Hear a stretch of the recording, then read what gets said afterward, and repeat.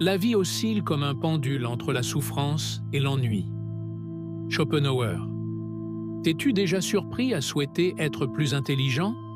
À penser que, si tu avais plus de savoir, plus de lucidité, tout serait différent?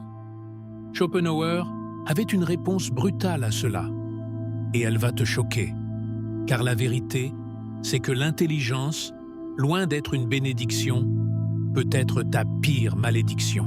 Et aujourd'hui, tu vas découvrir pourquoi les plus intelligents sont précisément ceux qui souffrent le plus.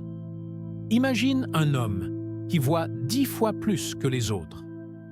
Alors que le monde voit des couleurs, lui voit des fractales, des détails, des couches de réalité invisibles.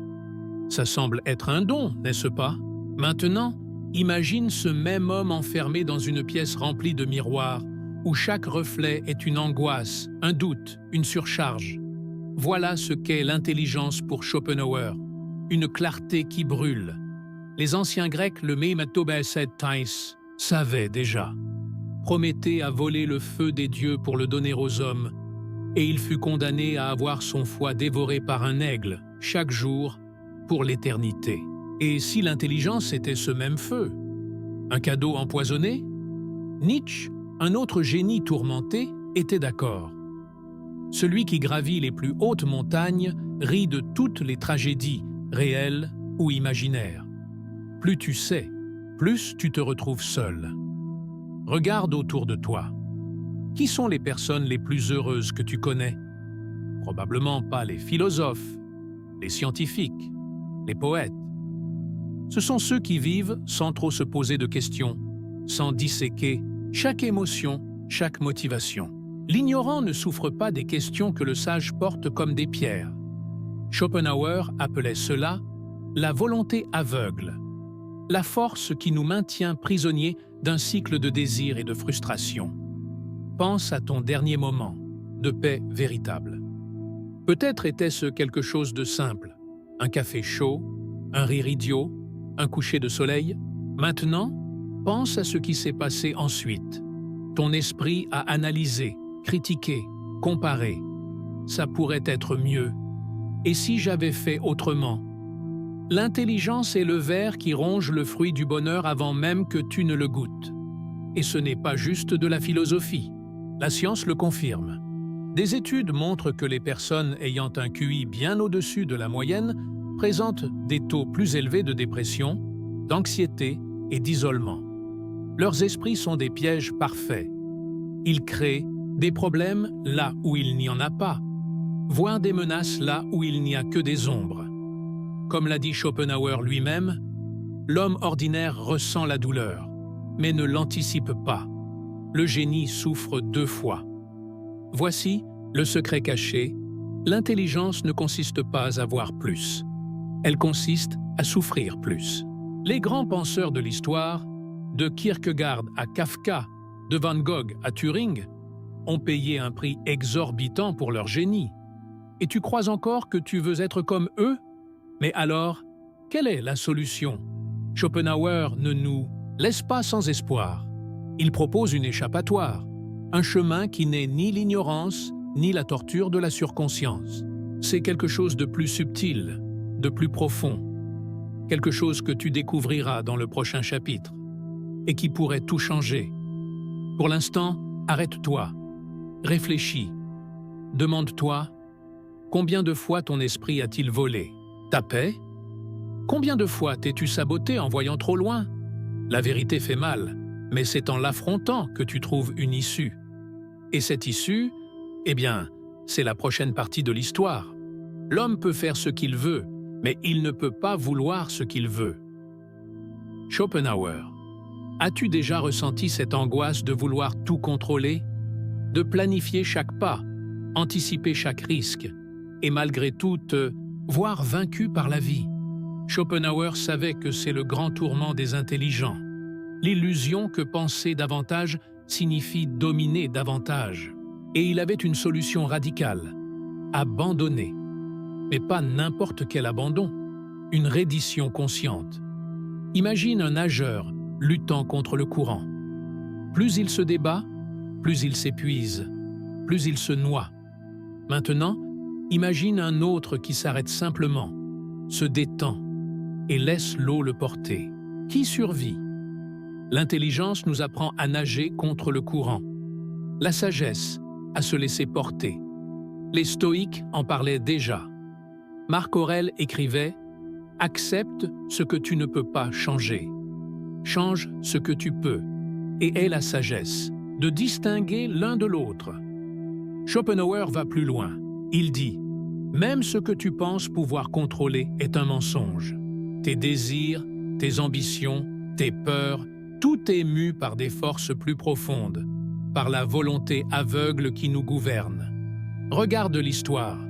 Combien de génies se sont détruits en essayant de changer le monde? Van Gogh s'est coupé l'oreille. Nietzsche est devenu fou. Turing est mort persécuté. Tous ont cru, à un moment donné, qu'ils pouvaient gagner la partie. Schopenhauer nous avertit. La partie gagne toujours. La seule issue est de ne pas jouer. Mais comment?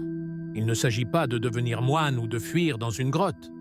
Il s'agit de réaliser que le bonheur ne réside pas dans ce que tu conquiers, mais dans ce que tu laisses derrière toi. Chaque ambition abandonnée est un poids en moins. Chaque attente dissoute est une souffrance évitée.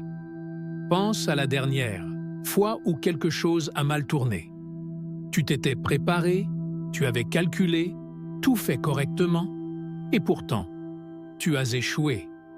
Qu'est-ce qui t'a fait le plus mal? L'erreur elle-même ou la surprise de ne pas l'avoir prévue? Schopenhauer dirait « La douleur vient de l'arrogance de croire que nous pouvons tout anticiper. » Voici le secret. L'intelligence est utile, mais seulement jusqu'à un certain point. Au-delà, elle devient une torture. Le véritable sage n'est pas celui qui sait le plus, c'est celui qui sait quoi ignorer. Comme un jardinier qui coupe les feuilles mortes pour laisser les fleurs pousser. Et cela nous amène à la question finale. Si nous ne pouvons pas contrôler, si nous ne devons pas souffrir pour ce qui échappe à nos mains, alors comment vivre? La réponse se trouve dans le troisième acte, là où Schopenhauer nous livre son arme la plus puissante contre la souffrance. Chaque personne prend les limites de son propre champ de vision pour les limites du monde. Schopenhauer. Nous arrivons au point crucial. Si l'intelligence amplifie votre souffrance et le détachement allège votre fardeau, que reste-t-il? Schopenhauer ne nous laisse pas sans issue. Il propose un chemin, mais ce n'est pas ce à quoi vous vous attendez.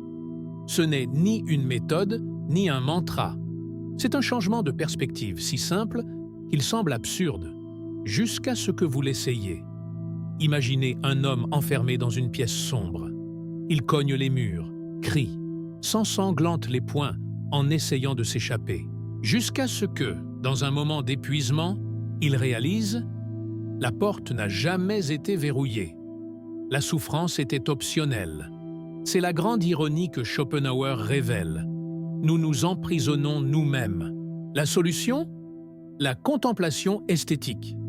Cela semble compliqué, mais c'est plus simple que vous ne le pensez.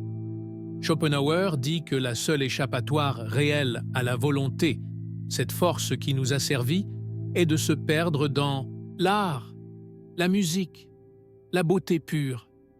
Quand vous cessez de vouloir et que vous êtes simplement, la souffrance disparaît.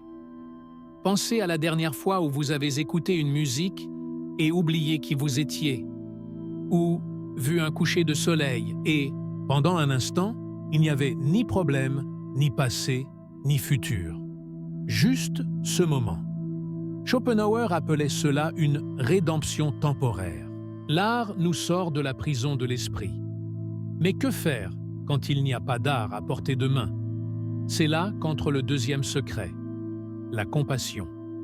Pour Schopenhauer, comprendre que chaque être vivant souffre de la même manière que vous brise le cycle de l'égoïsme. Quand vous aidez quelqu'un, quand vous vous connectez vraiment, la volontade perd de sa puissance. Vous cessez d'être l'esclave de vos désirs. Voici la vérité la plus dure. Personne n'échappe complètement à la souffrance, ni les ignorants, ni les génies. La différence, c'est que les sages savent où chercher le soulagement. Et ce n'est pas dans plus de savoir, pas dans plus de contrôle, c'est dans moins. Schopenhauer est mort seul, avec une réputation d'amère. Cruelle ironie. L'homme qui a découvert comment ne pas souffrir fut l'un de ceux qui souffrirent le plus. Mais sa leçon demeure. Le bonheur ne réside ni dans ce que vous conquérissez, ni dans ce que vous savez. Il est dans ce que vous parvenez à laisser filer. Alors, la prochaine fois que votre esprit s'obstine à ruminer, à questionner, à se torturer, souvenez-vous, vous n'êtes pas vos pensées, vous n'êtes pas votre intelligence, vous êtes le silence entre les notes, la pause qui donne du sens à la musique. Et maintenant, voulez-vous encore être intelligent ?